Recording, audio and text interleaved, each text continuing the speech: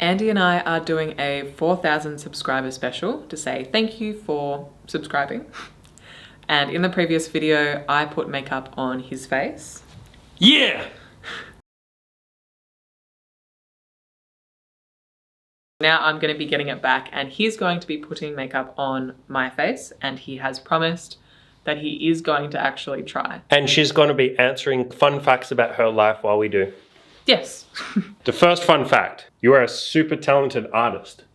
I didn't write super talented. I did. But I paint and draw and do bits and pieces of art, and it's something that I'm pursuing a little bit more recently because it's something that I've actually always... Let's get you nice and close so that people can see your pretty little face while Without I makeup. fuck it up. While I fuck it up. Okay. This is my face without makeup, and I'm actually very insecure about it because I've started wearing more makeup on your videos. Anyway. All right, so the first step of making a woman pretty and applying makeup. Welcome to Andy's makeup studio. Guys, this will be a makeup tutorial. I'll be teaching you how to put on makeup on a woman while you answer questions. First step, you want to get some of this. What is this? I don't actually know what this is. It's moisturizer. Moisturizer, I knew that. And you want to just get a big amount of moisturizer, big, as much as you can. You said you were going to try and not be silly and actually do a good job. I'm going to do a good job of makeup. You want to just really make up yourself. And once your hands are nice and maked up like that, you want to just gently apply to the face. Just little dabbing motions. Moisturizer. I don't know why you put moisturizer on when you're going to put makeup on over the top of it, but women are fucking crazy. The actual fun tip is that this is SPF moisturizer, and you should always be putting on SPF because the sun makes your face age, or it makes everything age. So if you don't want to look old prematurely, put on sunscreen. Yeah, so the word should that you've used there is problematic to me.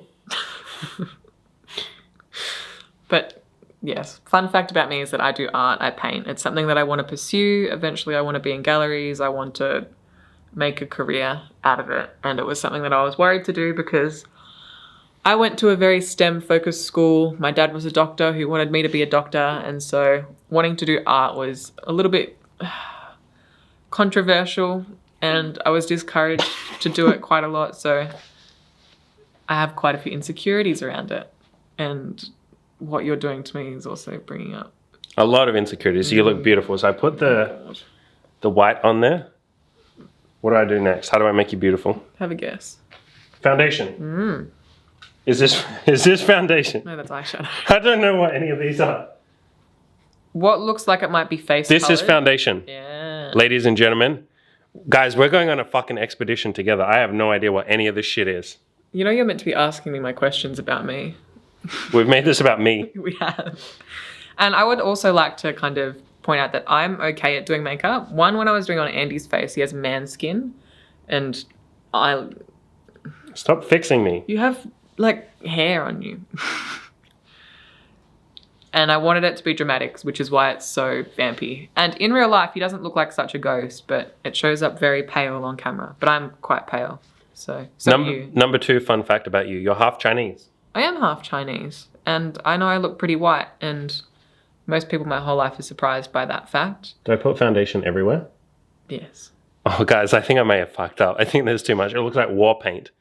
Yep, half Chinese, yep. And so, yeah, my dad is Malaysian Chinese. My mum is Dutch, white Australian. And that is my mix. And often people will ask, like, what mix are you? And especially people in Australia, because my accent's a little bit cleaner. It's not super bogan. I don't have a really Aussie accent. I think because I find the Australian accent very crude. I don't like it either. Accent. And so I think I've subconsciously cleared it up a bit so it doesn't sound so unintelligent. I've done the same with mine. You can tell I don't sound particularly Australian. All right. I think this is how you do foundation, ladies and gentlemen. I think I've done a good job. She looks like she's a fucking clown. Okay, so if we want to recall back to when I was doing your makeup, did it feel like I was using my fingers all over your face, or was I maybe using an implement?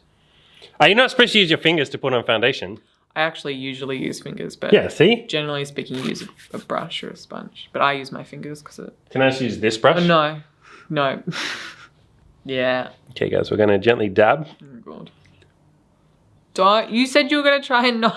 Number 3, fun fact about you is you do pole dancing. I do pole dancing. And part of the reason why I started pole dancing for fitness and fun and all of that good stuff. Oh, God. Less aggressive. I've seen makeup women, they go really aggressive with makeup. No, they don't. Not like this. I do pole dancing for fun. Less of the tricks. I used to practice a lot of that, but now I do a lot of the dancing. And the reason that I started that was for a bit of confidence in my body, feeling more comfortable in my skin, knowing, oh God, how to move my body a bit better. And even for little things, like if I'm going out, feeling comfortable dancing and also doing the occasional striptease for Andy or any girls we might be seeing. Yeah, that's always fun. I like that. Yeah. You look beautiful. I did a good job. This is fun. In real life, this looks like trash, but I think on the camera, you can't tell how bad I've fucked up the foundation. Lovely. Number 4, you play saxophone, piano. I do, and the erhu. no, not the erhu. I thought you played that. The yanqing. Yangqing, that's a Chinese thing. Yes, because I'm half Chinese. No, my school had a Chinese orchestra that was full of traditional Chinese instruments, and so I played the yanqing, which is essentially a board with bridges and strings over them, and you have these tiny little sticks that are like drumsticks but really thin, so they've got a lot of give to them and they're really flexible, and you hear it's like a xylophone but with strings is the best way I can put it, and it's Chinese. So I used to play that, I used to play the sax, and I used to play the piano from when I was very little. I think I was about 4 when I started playing the piano, a very small child. And it is a bit of a cliche that like the Asian parent makes his kid play the piano and my brother played the violin. And I hated it. I really hated piano, and for years and years and years and years, I asked my dad to stop playing, but I wasn't allowed to. So I got pretty decent. I probably peaked when I was like 14 years old, and then it was downhill from there. But I can play the piano. I can kind of read music, but it's been a long time, and I'm very rusty now. Good job. You used to study engineering, and then you decided that was bullshit. I did decide it was bullshit, and Andy was actually pretty integral in helping me decide that I didn't want to do engineering, because when I met him, I was studying, and I'd probably Eyes mentioned... closed, please. Oh, God. Is this the one I use? You can. What did you use on me? I used that on you. Okay. Yep, I helped you decide, or I didn't even really help you decide. I think when I first met you... I just said, what do you want? I had mentioned multiple times that I was studying, and I hated it because... Wait, pause for a sec. Where do I put this? Have a guess. There's so many parts to the eye, though. Eyelashes? Bottom or top eyelashes? Neither of those. What the fuck is this? It's eyeliner. Mm-hmm. What does eyeliner mean? How do I do your long lashes? How do I do mascara? So you know it's mascara. Well, where's that? Give you a clue. It's in a grey cylindrical tube that's thicker than all the pencils. It's in the jar over there. You're never going to find it. Is this what you used? Yes. And I wouldn't recommend putting it on as the next thing. Why? Because there's lots of other eye stuff, and you'll end up smudging that if that goes on first. My mum also wasn't a super girly girl, so I had to teach myself all of this stuff. And she was actually a little bit insecure about it. Nope. Also eyeliner, different sort of eyeliner. Guys, you have to understand there's like 700 things on my couch right now. Like, how the fuck am I supposed to know? Like, take a look at this shit. I'm going to actually show you guys. This is fucking wild shit. There's like hundreds of fucking little like bits and bobs, and like, check out all this shit. There's like what is any of this bullshit? I don't understand. This is what women have to do when they're just going to the fucking supermarket to buy milk. Like, oh my God. Keeping in mind, for a girl, I don't own or use a lot of makeup. Crazy. Which one do I put on next? Try the eyeshadow. We bought a specific one for you today. Like, I'm supposed to be able to find that here. There's like 1,000 things There's green, there's a blue thing and a green thing, because Andy likes colours, which is why there's a lot of very bright plushies. You're actually going to have to open that, yeah. How do you open it? And while she's answering that, I was studying engineering. I decided I didn't like it. I was doing it for the wrong reasons, mainly to please my dad, because he wanted me to be a doctor, but engineering was second best. I was doing a double degree with industrial design and engineering because I actually cared about design, had no interest in engineering. But then I decided studying wasn't for me at all. No, wrong end. That's a sharpener. For the pencil. Yeah. There we go. Yeah, and we basically had an intervention with you. My friend and I had an intervention with you. And we were like, what do you actually want? And you like had basically a big epiphany and you're like, I don't think I want to do engineering. And then we were like, why the fuck are you doing engineering then? Because I have to. And I came from a very STEM-based school as well. I put this on your eyelids, right? You line my eyes with it. So eyelids or underneath or on? You can do, so you draw a thin line along Yeah. the bottom, like my waterline. Yeah. And guys, so close your eyes, please. Very important when you're putting on makeup that you do like this, grip the throat really gently so that, yeah, you're probably going to moan when I do that, aren't you? That feels good, doesn't it? Huh? That feels good, doesn't it? Yeah. Not when you're talking like that. And then you can, I've with never had that grip, makeup with that grip, oh God. Then you can make sure she doesn't move. And if she moans like, oh, harder, daddy, that means you're doing a good job of your makeup. Essentially, I had all of these, or I'd grown up with the idea that if you don't go to university, you're a dumbass. Yeah. And I think a lot of so people have that. A big part of the reason why I went and studied something that people were at least semi-impressed by was because I wanted that approval from everyone around me. And it was a little bit hard to go against the grain because all of my friends went to uni. Some of them are still studying. Yeah. Some of them have just graduated. And it's sometimes that just wanting to fit in, I think, drove a lot of what I was doing, which made sense because I'd just come out of school at the time. Your favorite city, next one is Amsterdam. And your favorite country is Japan.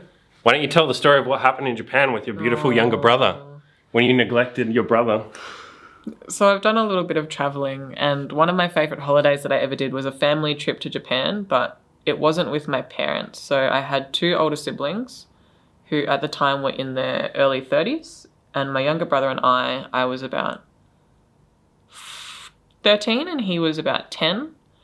And when we were in Japan, we lost my little brother for 2 or 3 hours. Oh, I already felt that was in the completely wrong spot. Is that bad, what I did? How low did you go? Close your... No, you can't look till the end. You looked before the end. Yeah, because you were going to do a good job on me. You lost your brother. We lost Elliot. My brother's name is Elliot. We basically just walked off without him because there were 6 of us, so it was easy to lose people. There were a lot of little kiddos running around, and we walked off without him, and then about half an hour in, we realized that he wasn't there. And then we spent because we're in this massive shopping center in Japan, we spent hours walking around this shopping center, or running, in my case, trying to find him. And we kept reassuring ourselves and saying it's such a nice place. Everyone is super friendly. It's probably the best place to lose a small boy. So he had actually, after a couple of hours, managed to find his way back to the hotel. I'm not entirely sure how he did. And he was, granted, a little bit upset. And we didn't tell our parents for, I think it was quite a few years, because obviously my older siblings were in charge and they didn't necessarily want to admit that. So he's over it now, and quite often we'll still bring it up and think it's quite funny, but probably a little traumatizing for my brother at the time. What? Oh, God. I'm doing my best. I can just feel that I'm doing my goddamn best. Are you actually? I am actually trying really hard to put makeup on. I'm not an artist. I definitely have never done makeup before. Okay. And I don't have a vagina. Men can be very good at makeup, don't they? No. You hate onion and capsicum, which Americans know as bell pepper. And you hate tomato and you hate cold meat because you're a fucking weirdo. Okay, I'll explain the vegetables first. So I think those were just carryovers from childhood. As a kid, I didn't really like tomato, onion, or capsicum. And I think as I've gotten older, I could probably completely tolerate it now if I didn't have that preconceived idea that those tastes are bad. And sometimes I still feel a little bit embarrassed about it because they are such common foods. And I don't like being that adult that will pick out little parts of their food, because often in salads there's chunks of tomato and onion and I'll scrape it to the side if I'm out eating. So those are those ones. And then the cold meats, that's a separate one. I also don't really like cold leftovers. And I think often what that has to do with is like the garlicky onion smells that often come with like the meats and the leftovers. And when that's cold, it has a different smell. And I find that smell repulsive. But funnily enough, when it's warm, I perceive it differently, and then it doesn't smell bad. And almost every day, Andy likes to get these like marinated, cold cut roast meats.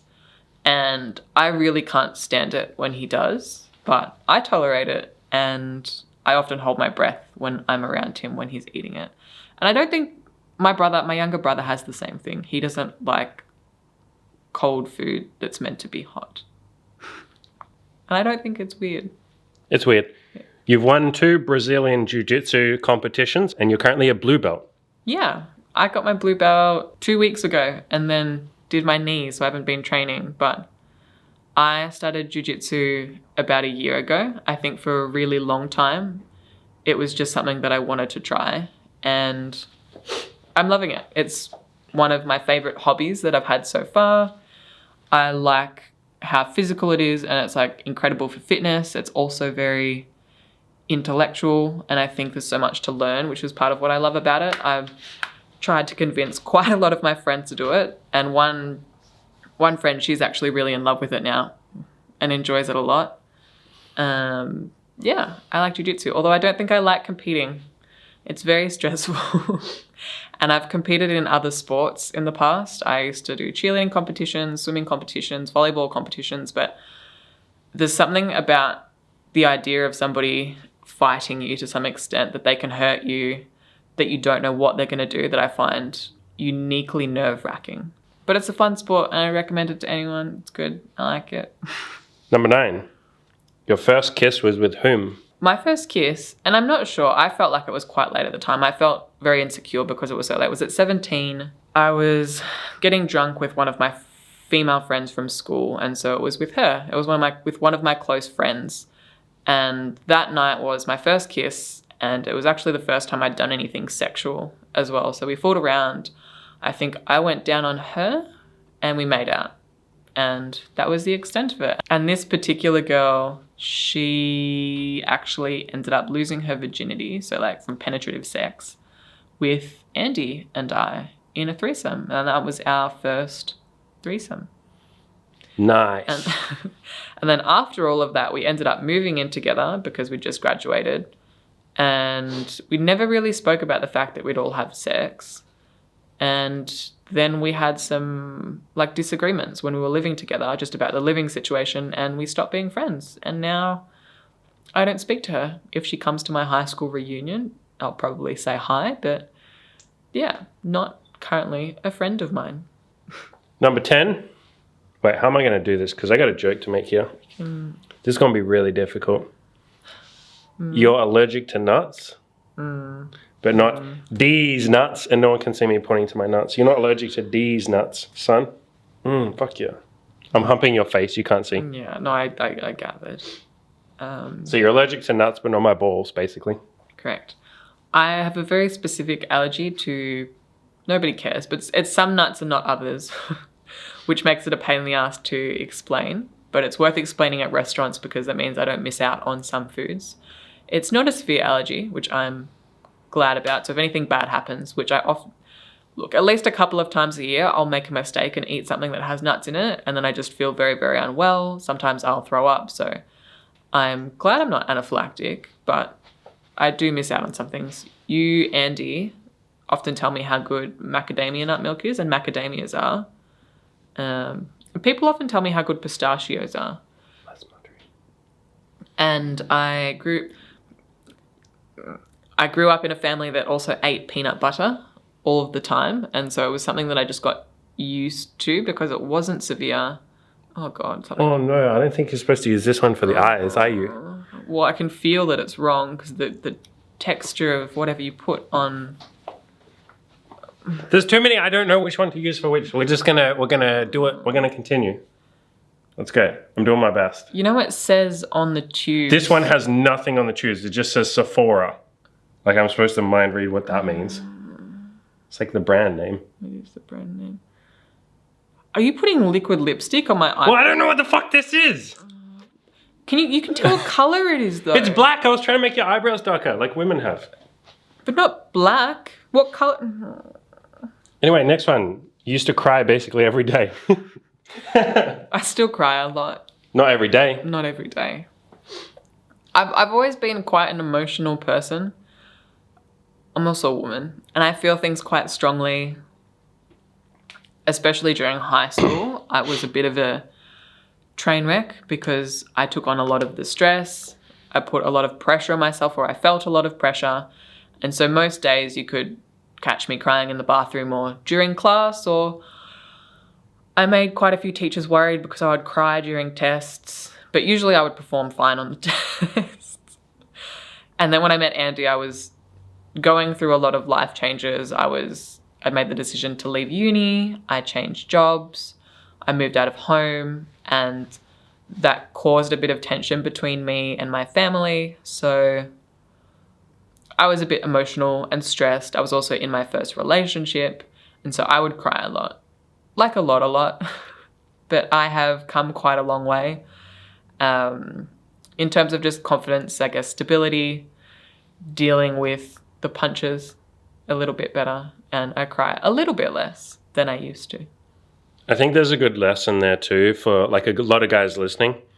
We as guys tend to try and fix things all the time. And so if you see your woman crying, you're like, oh, I got to fix that. I got to fix that. I got to fix that. It was a good learning lesson for me eventually to get to a point where I was like, oh, my woman's going to cry, like, because that's just how she deals with shit. So I'll tell her I'm here for her, and if she wants to cry, that's fine. Like, I don't have to fucking fix it. My world doesn't have to pause just because she's crying. So that took a while to adjust to, like maybe a year or so. But yeah, useful information for any guys out there. You don't have to fix your woman's moods, and half the time they don't want you to fix it. They just want you to fucking give a shit and be like, hey, I care about you. I'm over here doing my shit. I'm here if you need me. And I think a lot of the time, for me, crying, it's this very cathartic release. Like, often the crying itself might solve the problem, because after I'm done crying, I'm done letting out all of those feelings. I feel lighter. I feel a lot better. You used to eat really quickly. Would you like to tell us why? I still eat really quickly. My whole life, like since I was a kid, I've always had people comment that I eat quite fast. Like, I'll be done with my meal before most people. Maybe the exception is Andy. We both eat very quickly. We can be done at restaurants in like 5 minutes. As soon as the food comes out, it's like gone in 10-15 minutes and we're done. Probably less. But the reason why... I'm putting blush. Oh, I don't think this is working. Yeah, the reason why. The reason why I eat so quickly is because when I was a kid, I had decided that it would be more adult and I would be cooler if I ate as fast as the adults did. And as a child, that was my logic. And obviously, as a child, I would eat much slower than full-grown adults, but I would try and rush how quickly I was eating. And I never told anybody this. This was just like a little challenge that I had with myself. And so I think from childhood, I just built up the habit of eating very, very quickly so I could be more adult. And now it's a challenge for me to slow down when I eat, and it's something that I consciously work on, but I eat very quickly, and I think that is part of the reason why. Number 13, you used to cheerlead and swim, and you were even a swimming teacher. Mm-hmm. Yeah, I've tried lots of different hobbies across the years. Started swimming when I was very little, did competitive swimming. Didn't actually really enjoy swimming. It was more something that I was put into as a kid and then kept doing. My family thought it was good for me to just have an active hobby, so I competed with swimming, eventually became a swimming teacher where I taught little kiddos how to not drown. I did volleyball for a while, and then I was a volleyball coach for a tiny little bit of time, and I did cheerleading. So I've tried a handful of hobbies. Cheerleading was probably my favorite, and I gave it up when I moved interstate just because there were fewer teams available to join when I moved. So those felt like nice little chapters of my past. And I think Andy has done an article called like Life is a Process of Trying on Different Hats. And I think part of it is just giving yourself permission to have different hobbies and try to be different people to some extent. And so those feel like previous hats in my life, which I enjoyed. And for the most part, don't feel a great desire to return to. But they were nice parts of my life and I enjoyed them a lot. Rock climbing is another one. You like rock climbing? You still do that? Very casually, I'll do bits and pieces of rock climbing. Have done a little bit of outdoor stuff in Thailand, and just like locally as well. But for the most part, it's indoor climbing, more just a social thing. I think I'm somebody that after a while, especially when I've moved around a lot and have needed to make new friends, I'll get a bit sick of coffee dates or going out for lunch, especially when I'm being more conscious of my food. And so something I used to love taking people to do was rock climbing. But something that I found was that a lot more people than I think are scared of heights. And anyone that I would invite to climb, most of them didn't decline outright. It was only once we got to the climbing gym that they would say, by the way, I'm afraid of heights. And so I ended up convincing quite a few of my friends who are afraid of heights to climb. And it is would highly recommend if you have a climbing gym and want something that's not coffee, that can be a fun activity. Next, your favorite food is sticky rice. I do like sticky rice. I have very fond memories of gorging myself at like yum cha as a kid, and I think my comfort food is definitely Asian food because that's a lot of what my dad used to cook for me growing up. And so I like sticky rice, I like all sorts of dumplings, I love lapchong, for anyone who knows what that is. All Asian food, basically. That's my comfort food. That is my go-to. And I think there's something so beautiful about sticky rice because it comes in this gorgeous little like present that you get to unwrap in like the lotus leaf or the banana leaf, and it's fragrant and delicious, and I love it. Sticky rice is great. You also love cushions. You have a lot of fucking cushions. I do like cushions. I think I have a normal amount of cushions for a woman. For a female who decorates her own space. But it is constantly something Andy likes to mock me about.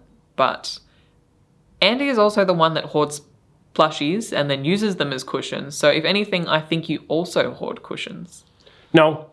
But I like cushions. I like home decor. I love having a space that feels nice, and I will spend hours and hours and hours fake online shopping for potential room changes to like redecorate a room. I even did that since I was like 12 years old. I would just hop on like all of these different homewares websites and look at homewares that I was never going to buy, I couldn't afford, but I would fantasize about redecorating my room constantly. I really like decor. Number 17, you were convinced, and you even told me 100 times, I don't do feelings and I'll never get into a relationship. And now look at how pretty you are. Are you done? No, fuck no. Okay. But you're just going on big rambles like me for each point. I figure I need to you're going to be done too quickly. So I'll be done in a second. Oh, okay. Well, yeah, I decided that I wasn't going to do feelings, that emotions weren't for me. I think that was just having parents that divorced. I didn't want to do feelings. I didn't want to get my heart broken. And so when we first met, I'd said to you very fiercely, like, I'm not doing feelings, I'm not doing emotions, while simultaneously, I think, craving feelings and emotions and connection. And so I think it only took about 3 months before I told you that I loved you. So nice. 18-year-old self in all of her arrogance. Number 18. You said, and I quote, I don't see women as sexual. You don't get turned on when you just look at women. Please explain that, because everybody's like, but you're bisexual, but you guys have threesomes together. Like, are you not turned on? Are you not having fun? How does your sexuality work? And by the way, most women's sexuality is exactly like what you're going to talk about right here. We've had this conversation about how I feel sexual, because Andy will often point out women and be like, she's really hot, it makes me horny, or like, I want to fuck her. And when I see women, often I'm like, I like her outfit. I think she's really pretty. And there's no sexuality for me associated with that. And even we've had this conversation, if I were to see a woman naked, for me inherently, that's still not sexual. Around women specifically, it's the actual act of sex that I find sexually arousing. And it's only once it becomes sex or kissing or anything that's actually a more sexual act do I get turned on. But the actual looking at women, I don't find arousing. And that's how my sexuality with women works. And lots of women are like that. All right, so for the next ones, you're not going to talk. I'm going to read them out because I'm going to put your lipstick on. Is satin ink lipstick? Yeah. Okay, good. All right, so I've chosen one correctly. I think half the shit I put on you has been wrong. This has a spring in it. Guys, this is spring loaded. Whoa, holy fuck. Like you push down and it bounces back up. Yeah. There's a spring in this, guys. It might just be the pressure of the product. There's like engineering in women's lipsticks. A man made this. You know a man made this. If there's a spring or nerdy shit in it, a man made it. All right, number 19. Growing up, your dad would say random words that weren't English. And you didn't really know that these words weren't normal fucking English words. And they weren't Chinese words either. They were just like random fucking words. Close your mouth. We're going to do... Don't you keep your mouth closed for lipstick? Well, technically you should open them a little bit. So I'm going to get it on your teeth if they're open. They're going to be closed then. Number 20. When you're a kid, you refused to wear cardigans because you said, I want to be a princess. Oh, fuck. I missed. I felt you missed. You said, I want to be a princess and princesses don't wear cardigans. And that sounds like a cute little story. This motherfucker as a child wrote a letter to the fucking Queen. The Queen of England, by the way, who's now dead. With my parents' help. I didn't do it on my own. Fine. Wrote a letter to the Queen saying, do princesses wear cardigans, yes or no? And they just wrote like a nonchalant answer back, basically like, sorry, a non-committal answer, not really giving you the answer one way or the other. So yeah. I've done a decent job. I think most people would agree for the first time I've ever put makeup on, this is not bad. It's not good, but it's not bad. I think people would agree that's not fucking bad. I bet you a lot of like 12-year-old girls out there are going like, yeah, that's exactly what I do when I try and fucking put makeup on. All right, keep your eyes closed because you're not allowed to notice and you can't have a look till the very end. Okay, can I take are you done? No, we got 2 more. Bonus number 21, because we actually already did 20, but we love you guys and girls so much that we give a little bit of extra value in there. Look at us. Very fucking magnanimous, charitable people. Number 21, you've always been submissive. You want to tell the cops and robbers story?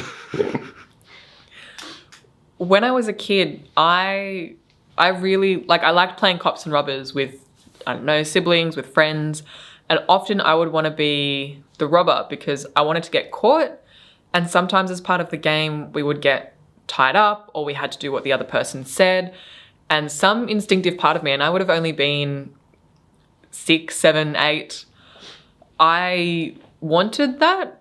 And often when we did that, and it was very, very innocent, like there was nothing sexual about it, but I would get this little like feeling like I needed to pee. And I think that was my child body trying to figure out what was happening and understand sexuality before I was ready for that. But in my mind, it feels like my understanding of that is I've always been into kinky stuff. Something in my body is into it inherently, even from a young age. Crazy little kid. Bonus number 22. In school, you used to make up crushes. I feel like I didn't have sexual attraction until my late teens to, I guess, anybody. And so often people would, do the childhood thing of like, oh, I dare you to tell me who your crush is. And I never had one. I was really never interested in the boys at school. And so I would often just make up like who I was attracted to or who I had a crush on so that I could fit in. And I'd be like, oh, I really like Jeremy. No interest in Jeremy, Tom, Sam. None of them floated my boat at the time. But I also think part of that is because I've always been into older guys and obviously everybody at school is your age. So not that attractive. Yeah, you hate younger guys because you're racist and sexist. All right, so we're ready for the big reveal. Now, just before you open... Should I take my fringe out? So it's like... No, leave it how it is. Before you open your eyes, I need you to know that I genuinely did my best. You did? Any women watching, I need you to know this was the best effort that I could possibly have done. I genuinely tried to make this good. I have never applied makeup. I'm not an artist. I've never really even fucking painted very much. With that said, I think this is pretty fucking good. I think you could go out to the supermarket like this. No, I will put a lot of money on I would not be caught dead outside of the house. Let's just, before you do, let's get nice and close so you can just have a really good view. Just you're rolling over my sock. Don't knock the fucking tripod. Let's move you this way. Okay, wait, this way. All right, you're centered. Okay, now, lovely, beautiful lady, I need you to tell us, the audience, your honest opinions in ready. 3, 2, 1. Oh, my eyes. Oh, sweetheart. It's good. Oh, my eyes are stuck. What have you done that made my eyes stick together? It's good, right? Oh my god. What? Oh. I did my best. I think that's not too bad. I know I blurred a little bit. I got bits here. I know there's some bits that aren't great. Yeah, look, I missed there because that was the best effort I could put in. I got a bit of mascara everywhere. Oh, but I don't think I did a bad job. You put black liquid lipstick on my eyebrows. Is that what that is? Yes, it's lipstick. Well, how am I supposed to know what's what? I think that's pretty good. I honestly think that's pretty good. Go back so people. Do you no, you don't. Go back. No, don't move back. Just sit back. Look at that. People, you cannot say that is not a beautiful fucking. I look sad. You've made my eyebrows go down, so I look like a sad clown. You look like when grandma can't find her contact lenses and she has to just put makeup on, like she has to kind of wing it and go by feel. I could put makeup on in the dark better than this. I think that's pretty 100%. good. If I don't cover it up, you're covering it up. That's how my show it off. Show it off. Oh, God. People need to see. I look like a sad clown. I think I did a great job. With the bright pink. And now tell these lovely people how grateful you are for 4K and like look at what you suffer through for 4K. Oh my God. For 4,000 subs. Say thank you. I actually don't know if I'm gonna get lipstick off. Thank you. Thank you so much, people. We appreciate it a lot, and I hope this is mildly entertaining.